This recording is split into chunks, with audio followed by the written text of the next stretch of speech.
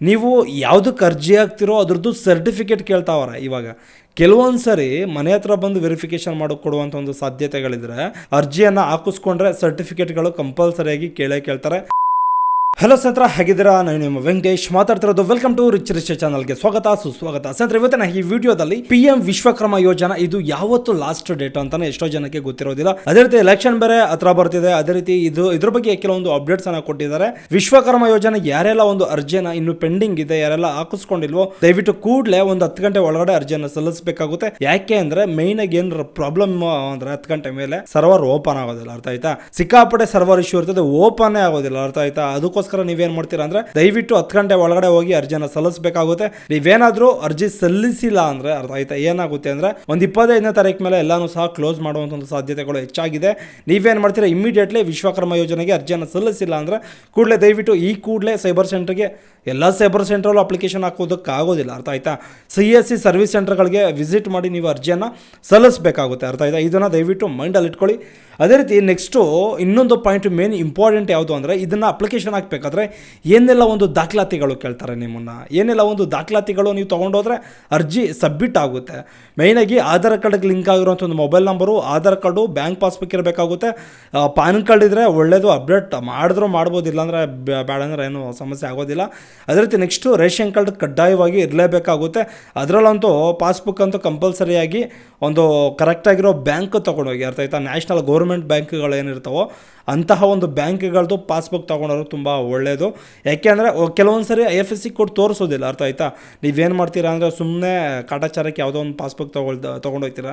ಈ ಕರ್ನಾಟಕ ಗ್ರಾಮೀಣ ಬ್ಯಾಂಕು, ಕಾವೇರಿ ಗ್ರಾಮೀಣ ಬ್ಯಾಂಕು, ಈ ಥರದವು ಹಳ್ಳಿ ಕಡೆ ಇವಾಗ ರೀಸೆಂಟಾಗಿ ಬಂದಿರುವಂಥ ಒಂದು ಬ್ಯಾಂಕ್ಗಳು ಬಿಟ್ಬಿಟ್ಟು ನೀವು ನ್ಯಾಷನಲ್ ಬ್ಯಾಂಕ್ಗಳು ಯಾವುವು ಅಂಡರಲ್ಲಿ ಬರ್ತದೋ RBI ಅಂಡರಲ್ಲಿ ಅದನ್ನು ನೀವು ತೊಗೊಂಡೋಗಿ ನೀವು ಅರ್ಜಿಯನ್ನು ಸಲ್ಲಿಸಬೇಕಾಗುತ್ತೆ. ಅದೇ ರೀತಿ ಯಾರೆಲ್ಲ ಒಂದು ಅರ್ಜಿಯನ್ನು ಸಲ್ಲಿಸ್ಬೋದು, ಮೇಯ್ನಾಗಿ ಇದ್ರ ಬಗ್ಗೆ ಮಾತಾಡೋದಾದರೆ ಅರ್ಜಿ ಎಷ್ಟೋ ಜನಕ್ಕೆ ಟೈಲರಿಂಗ್ಗೆ ಅರ್ಜಿಯನ್ನು ಹಾಕಿಸ್ಕೊಂಡಿರ್ತೀರ. ದಯವಿಟ್ಟು ಒಂದು ಪಾಯಿಂಟ್ ಏನು ಅಂದರೆ ಟೈಲರಿಂಗ್ದು ಸರ್ಟಿಫಿಕೇಟ್ ಇರಬೇಕು, ಅರ್ಥ ಆಯ್ತಾ? ನೀವು ಯಾವುದಕ್ಕೆ ಅರ್ಜಿ ಹಾಕ್ತಿರೋ ಅದ್ರದ್ದು ಸರ್ಟಿಫಿಕೇಟ್ ಕೇಳ್ತಾವ್ರೆ ಇವಾಗ.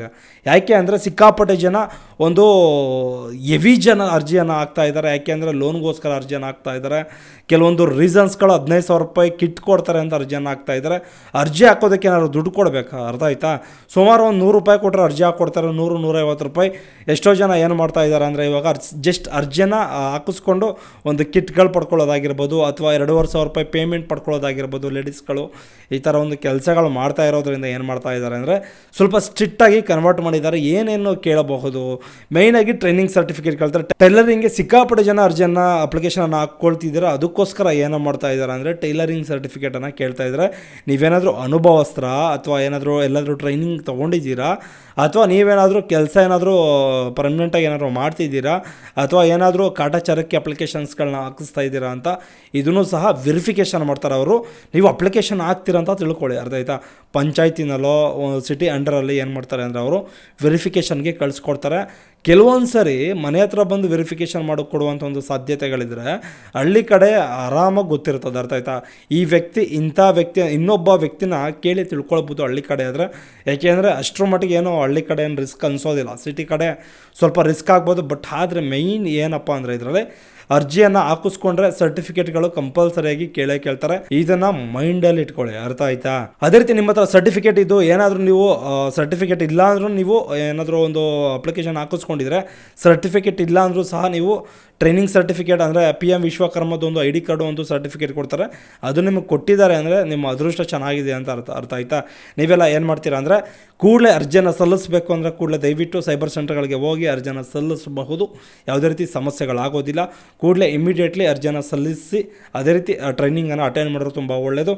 ಟ್ರೈನಿಂಗ್ ಎಷ್ಟೋ ಜನ ಸಿಕ್ಕಾಪಟ್ಟೆ ಡೌಟ್ಸ್ಗಳನ್ನ ಕೇಳ್ತಾ ಇದ್ದೀರಾ, ಅರ್ಥ ಆಯ್ತಾ?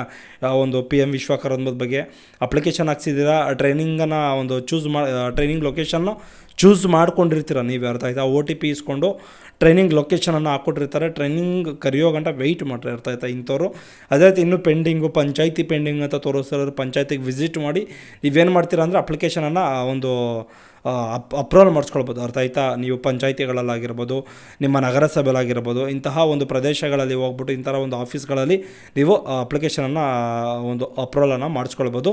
ಯಾವುದೇ ರೀತಿ ಸಮಸ್ಯೆಗಳಾಗೋದಿಲ್ಲ, ಯಾವುದೇ ರೀತಿ ತೊಂದರೆಗಳೂ ಆಗೋದಿಲ್ಲ. ಇಮಿಡಿಯೇಟ್ಲಿ ಅಪ್ರೂವಲ್ ಮಾಡಿಕೊಡ್ತಾರೆ. ಹೋಗಿ ಫಸ್ಟು ಈ ಕೆಲಸವನ್ನು ಮಾಡಿಸ್ಕೊಳ್ಳಿ. ಅದೇ ರೀತಿ 25ನೇ ತಾರೀಕು ಒಳಗಡೆ ಅರ್ಜಿಗಳನ್ನು ಹಾಕಿಸ್ಕೊಳ್ಳೋದಕ್ಕೆ ಟ್ರೈ ಮಾಡಿ. ಅರ್ಥ ಆಯ್ತಾ? ಓಕೆ ಗೈಸ್, ಇದೇ ರೀತಿ ಯಾವುದಾದ್ರೂ ಅಪ್ಡೇಟಿಂಗ್ ಆದಂಥ ಒಂದು ವಿಚಾರಗಳಿದ್ರೆ ಖಂಡಿತ ತಿಳಿಸ್ಕೊಡೋಂಥ ಒಂದು ಪ್ರಯತ್ನ ಮಾಡ್ತೀನಿ. ಅದೇ ರೀತಿ ನಮ್ಮ ಚಾನಲ್ಗೆ ಯಾರಾದರೂ ಫಸ್ಟ್ ಟೈಮ್ ವಿಸಿಟ್ ಮಾಡಿದ್ರೆ ಕೂಡಲೇ ಸಬ್ಸ್ಕ್ರೈಬ್ ಮಾಡ್ಕೊಳ್ಳಿ. ಅದೇ ರೀತಿ ನಮ್ಮ ವೀಡಿಯೋಗೆ ಒಂದು ಲೈಕ್ ಮಾಡಿ ಸ್ನೇಹಿತರೆ. ಅದೇ ರೀತಿ ಏನಾದರೂ ಡೌಟ್ಸ್ಗಳಿದ್ರೆ ಕೂಡಲೇ ಕಮೆಂಟನ್ನು ಮಾಡಬಹುದು. ಬಾಯ್. ನೆಕ್ಸ್ಟ್ ವಿಡಿಯೋದಲ್ಲಿ ಸಿಗೋಣ. ಇದೇ ರೀತಿ ಅಪ್ಡೇಟಿಂಗ್ ವಿಚಾರಗಳಿದ್ರೆ ತಿಳಿಸ್ಕೊಡೋಂಥ ಒಂದು ಪ್ರಯತ್ನ ಮಾಡ್ತೀನಿ. ಬಾಯ್.